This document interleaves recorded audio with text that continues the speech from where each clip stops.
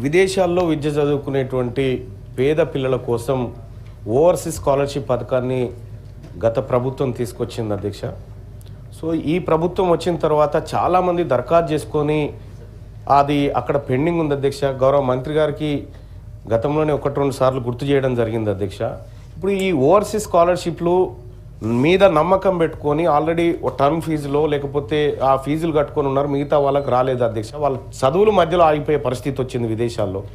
So మరి అటువంటి పరిస్థితుల్లో దాన్ని తొందరగా ఆ ఓవర్సీస్ స్కాలర్షిప్లు మంజూరు చేస్తే, ఇప్పటికే పెండింగ్ ఉన్నాయి అధ్యక్ష, ఏడాది నుంచి పెండింగ్ ఉన్నాయి. మరి వీటిని నమ్ముకున్నటువంటి కొంతమంది తల్లిదండ్రులు నా దగ్గరకు వచ్చి కన్నీళ్ళు పెట్టుకున్నారు అధ్యక్ష.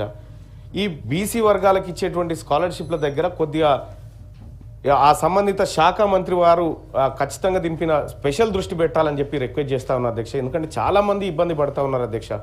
సో అదొకటైతేగా నేను వస్తూ ఉంటే ఒక ఆటో డ్రైవర్ ఇట్లా నమస్తే మల్లన్న అన్నాడు. ఏం సంగతి అంటే 12,000 ఇస్తానన్నా మాకనంటే ఇస్తాం పక్క వచ్చినాక చెప్తా అని చెప్పిన అధ్యక్ష.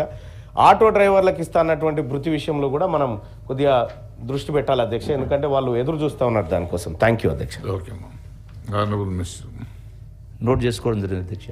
కూర రఘుత్తమరెడ్డి గారు. అధ్యక్ష ధన్యవాదాలు.